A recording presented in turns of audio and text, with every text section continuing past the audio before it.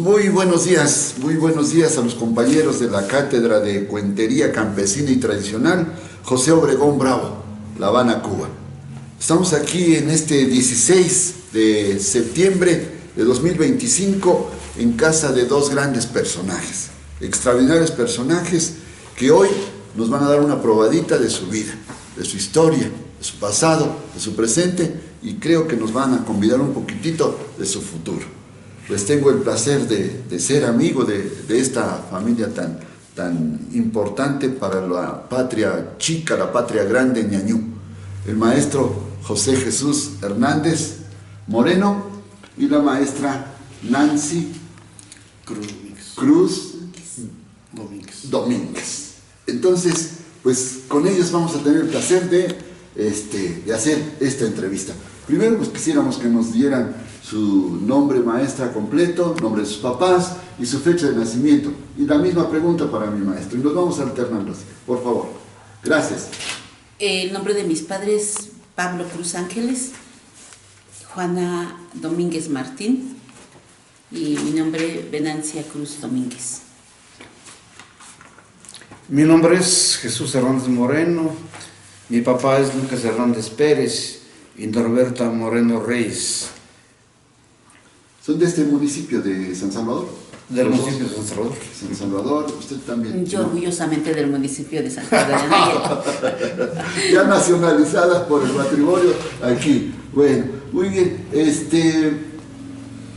¿Con quiénes viven ustedes actualmente? ¿Tienen a sus hijos aquí? ¿Viven con sus abuelos? No sé, sus papás, o murieron, no sé.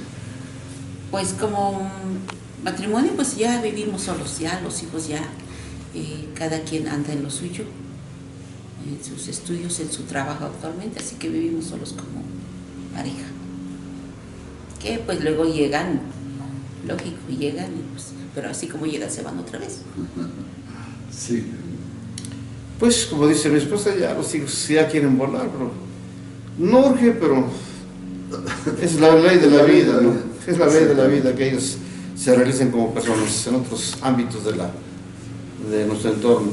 Bueno, para contextualizar un poquitito en el lugar donde estamos, ¿pudieran contarnos un poquitito el origen de este cuadro, que es bellísimo y que de alguna manera sobre esto va a versar su vida?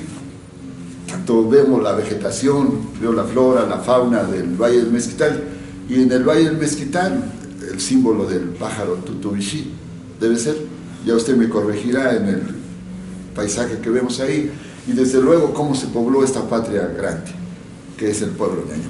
Entonces, si nos pudieran dar un contextito del lugar donde estamos. Bueno, cuando escribí mi libro que se llama 15 uñas y otras historias, le dije a la pintora Aurora Cruz López que me dibujara en una portada para el libro. Entonces me fui a trabajar y ella llegó a mediodía, yo no estaba en mi escuela, y me dice mi esposa, vivíamos acá arriba, dice, Aurora ya está pintando, ya está haciendo tu portada. Y bajé y vi, pero está muy grande para que plasmarlo en un libro está muy grandísimo. Pero entonces ella se imaginó el paisaje. Es el cerro de Teofane, que está al fondo. Y pues el paisaje del Valle Mezquital es poblado de nopales, biznagas, magueyes. Y yo estoy aquí con mis clásicas muletas. Lo más chistoso es que me había puesto a la derecha, digo a la izquierda, y me quitó a la derecha, le digo, no, es al revés, y tengo que corregirlo. Y pues dice, pues toma una fotografía y la reduces y ya está la portada de tu libro. Y esta es la historia, ¿no? Bueno, pues qué lugar tan agradable. Si despuesito nuestro hermano Cuauhtémoc Salgado, que es nuestro camarógrafo profesional, después puede hacer una toma de cada detalle que tiene, cada muro, cada historia que se ha plasmado aquí, lo vamos a agradecer. Pero de momento vamos a seguir en este espacio tan agradable y tan hermoso. Bueno, ¿pudiera contarnos algo de su infancia, maestra? Algo de su infancia como niña, alguna peripecia, cómo vivía con sus papás, sus juegos, sus juegos de niña, si los hubo, o el trabajo, no sé. Y la misma pregunta para el maestro Chucho. Retomando un poco el fondo del mural, pues honestamente el cerro que está al fondo no es el cerro en donde yo crecí, en donde yo anduve en mi infancia. Fueron otros cerros. Eso es lo único que cambia, pero lo demás, la naturaleza es exactamente lo mismo. En mi infancia pues ahí me veían con los chivos hasta allá arriba en el cerro, no en este otro que pertenece al ejido de Guerrero. Ahí andaban los chivos allá arriba mientras que yo estaba allí deleitándome con el canto del huitlacoche, del cenzontle, que estaba allí succionando el néctar de la flor del maguey. Al mismo tiempo que revolteaba una mariposa, un colibrí allí en las flores de las tunas, veía yo trepar allí una lagartija en una biznaga grande, correr un lince allí en las veredas, las hormigas rojas, las hormigas negras que andaban escondiendo el nido para que nadie lo hallara, el nido donde estaban los escamoles, y así puedo decir más. Al mismo tiempo que llevábamos nuestro itacate. ¿En qué consistía el itacate? En una gorda grandota. De un lado mi madre le ponía frijoles y del otro lado la salsa o el guisado que hubiera. Y lógico que ya cuando nos daba hambre, hacíamos lumbre con la misma leña del campo y unos nopales allí en su temporada cortábamos y asarlo allí. Perdón, cuando dices que asábamos, ¿iba con sus hermanas, con vecinitos? Con una prima o con un hermano, dependiendo, ¿no? Y al mismo tiempo que por ahí trozábamos una palma loca que ya veíamos amarillo, una lechuguilla. El que estuviera amarillo, una lechuguilla, una palma loca, eso indicaba que tenía su chicharra en su temporada. Y lógico que lo asábamos también. Eso era nuestra comida, y nuestro postre era unas tunas. En su temporada había mucha comida en el monte, y que nuestra fruta eran las tunas, eran las flores de los cactus, eran las tunas de las pintaderas. Era un manjar, solamente por mencionar algunas. Eso fue una parte de mi infancia, algo muy pequeño, muy corto, pero ¿cuáles eran mis juegos?, me preguntaba. Sí, los juegos, construía sus juguetes, les regalaban juguetes, no sé. Es algo increíble en mi caso muy personal. Yo no tuve el privilegio de jugar. Yo no supe qué era jugar. Mi pecado fue haber sido mujer o niña en ese entonces, haber nacido niña. A las niñas en mi entorno al menos en mi entorno en donde yo me crié, no era permitido a la mujer, a la niña, jugar. Yo fui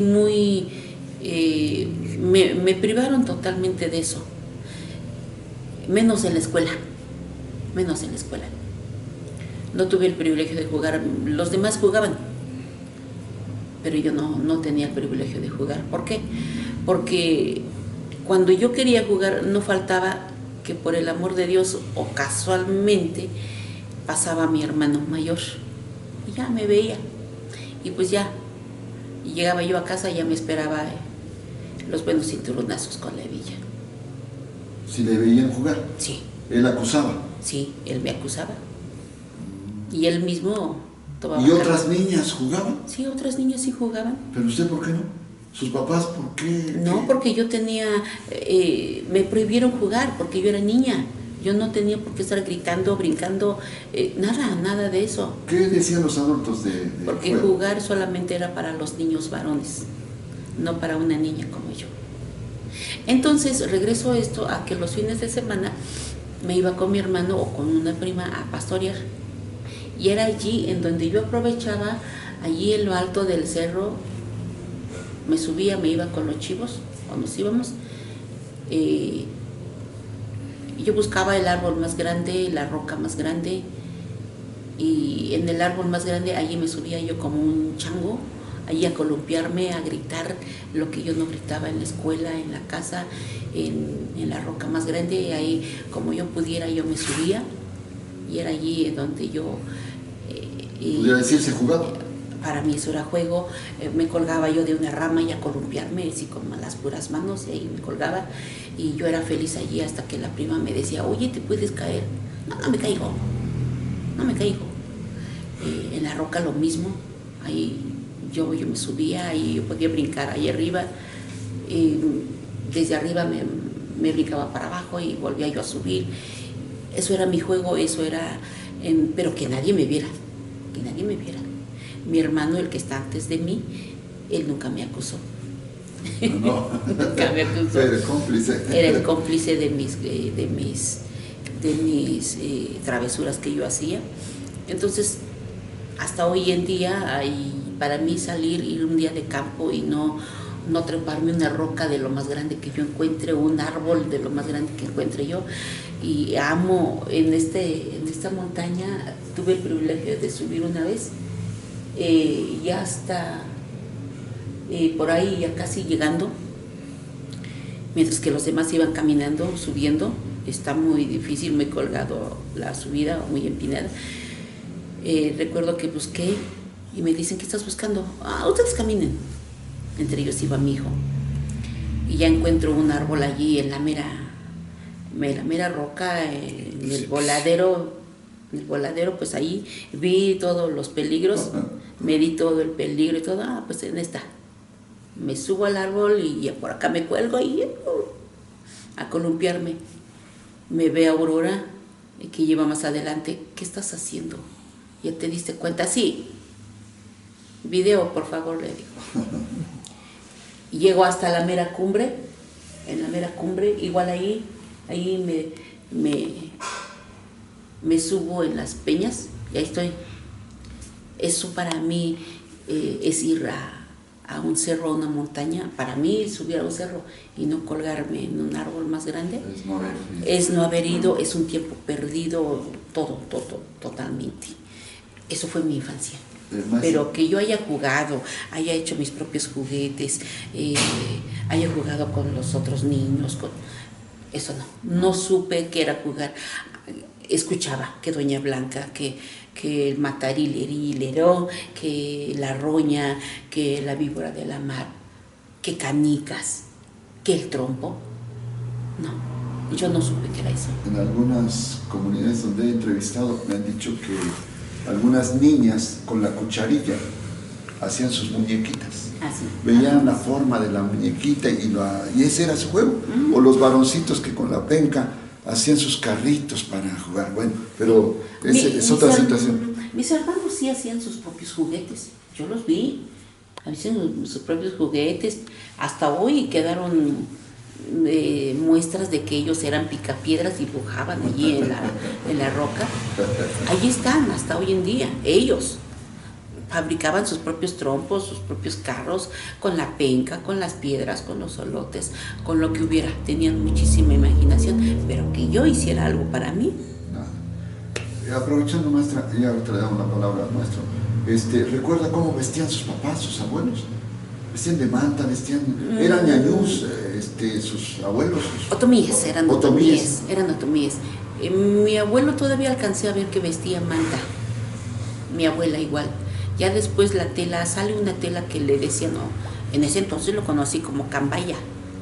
Pudiera ser de rojo, por lo regular era rojo o azul, rey. Ese era la tela que ellos utilizaban.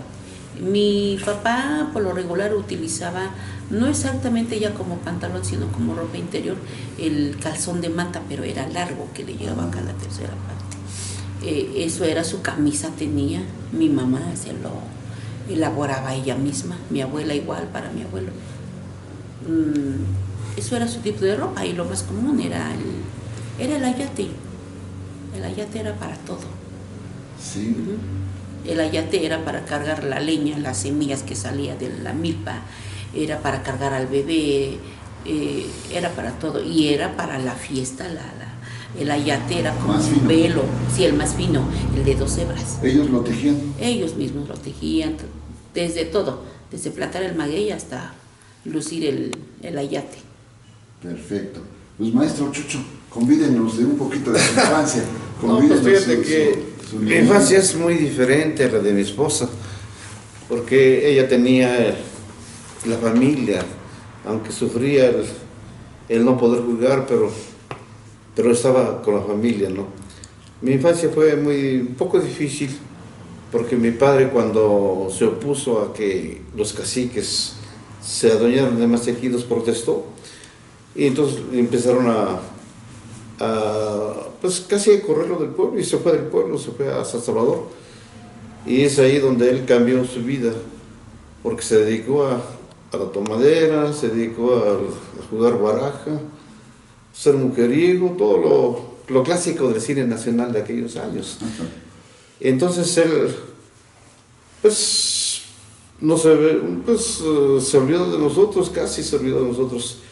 Recuerdo que nos decía: ¿quieren comer? Vayan por el pulque y vendan Lagunilla. Y entonces yo cada 8 días tenía que ir a mis 7, 8 años, tenía que ir a San Salvador para traer un barril de pulque, y mi madre los domingos lo vendía en Lagunilla. Si mi madre vendía el pulque, comíamos bien la semana, pero si no se vendía, sufríamos de hambre. Y yo me la pasé mi infancia pastoreando borregos, desde los 5 años hasta los 13 años, cuando salí de sexto. Ya presenté el examen del MESHE y ahí ya me quedé, entonces ahí cambió la vida para mí. Pero de niño, de los 5 a los 13 años, no, era un sufrimiento. Tenía que ir a pastorear diariamente, allá abajo en las besanas, y a veces acá en el monte, en los montes desérticos. Y pues de juguetes, ¿no? En el pastoreo jugaba yo con mis compañeros. Arrancábamos la raíz ¿cómo se llama? Del maíz, del zacate, y lo usábamos como gallitos. Órale, apuntábamos para poner el gallito, bueno, el pedazo de quiote, digo, de raíz, y uno apuntaba así, pues, si le pegaban, a ver quién se rajaba primero. ¿Cómo era que ganaba el otro? El que, Lo volteaba. el que se conservaba intacto su raíz de zacate, de maíz, y el que era partido, pues ya se estaba perdido. Y en las tardes también jugábamos a las canicas. En la escuela había una fronda de granadas, y jugábamos a las escondidas. No había luz eléctrica. La luz eléctrica llegó aquí en 1962. Yo entré a la primaria en el 58, no había luz eléctrica. Y como éramos a veces no teníamos ni para lápiz, oye, llevamos lapicitos de este tamaño. Y el maestro me toleraba porque siempre participaba yo en clase. Me veía, ¿no? Se hacía de la vista gorda, que no hacía los apuntes ni nada. Entonces lo que yo hacía era leer y leer mis textos, y siempre era yo el primero en la clase, siempre levantaba la mano. Al final, en el 6º año, cuando era la Olimpiada de Conocimiento, mi maestro me escogió para ir a concursar, y gané en primer lugar en la zona escolar. Cuando llegué al MESHE, pues brillé yo bastante. ¿Por qué? Porque llegaba yo de ganar un primer lugar en la zona escolar, y me llevaron a México a pasear 15 días. Allá comí lo que no comía yo acá. Llegué al MESHE igual a comer, pero mis notas bajaron después, porque me dediqué a comer. Entraba yo a las 2 de la tarde, los primeros a formarse a comer, y a las 4 o 5 de la tarde que llegaban porque se iban a trabajar al campo o los establos, o llegaban de allá de observaciones, de grado superior. Yo llegaba otra vez a las 4 de la tarde, entraba otra vez a comer, pero yo dobletero. Entonces mis notas bajaron, y los 3 primeros años de secundaria, cada año reprobaba yo. ¿Sí? Después de haber ganado. Sí. Cuando yo entré a la profesional, reflexioné: Chucho, este es tu futuro. eso, de aquí vas a salir hecho un hombre, de aquí vas a salir con una profesión. Y vas a trabajar y vas a tener lo que nunca tuviste en la vida. Y me dediqué, y entonces en la profesional nunca reprobé. Siempre le eché ganas en todo. Y hasta que terminé y me fui al trabajo. Maestro, desde esa época usted ya escuchaba a sus papás hablar ñañú. Sí, desgraciadamente mi padre un día llegó, cuando mi madre me acuerdo bien esta palabra que dijo, bajo horas, me pidió que trajera leña. En eso llegó mi papá y le plantó una cachetada. Dice, a mi hijo no le hables otomí.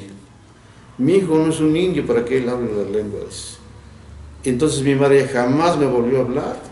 Nunca aprendí ñañú, ni en la escuela, pues no me interesaba. Escuchaba a los niños hablar de ñañú, pero a mí no me interesaba. ¿En su escuela primaria hablaban ñañú? En mi escuela de acá. Sí, todos hablaban. Una vez escuchaba yo, por ejemplo, una vez un pariente llegó y con todo ese, ay, mandé, datagi, hasta bien grande no me abuece. Ayer me caí y hasta se sonó todas mis costillas. Y entonces los chamacos de burla le dijeron, lipe buece. Lipe buece.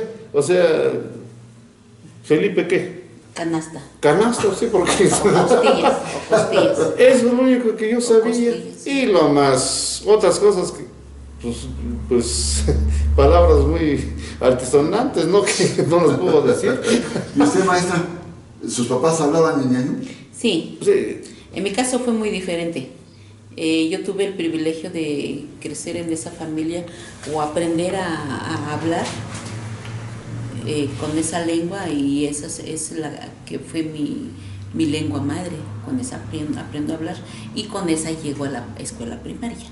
O sea que llego a la escuela primaria, pero en ceros el castellano. No sabía nada de esto. Nada, yo no sabía nada. Yo no sé qué tanto trabajo le habría costado a mi maestro en ese entonces, pero tuve el privilegio de tener un maestro bilingüe. Entonces él es el que yo digo que me tuvo paciencia. ¿De qué año hablamos, maestra? Perdón. Estamos hablando del 76, si no me equivoco. Sí, porque sí, 10, no, pues, es el 74.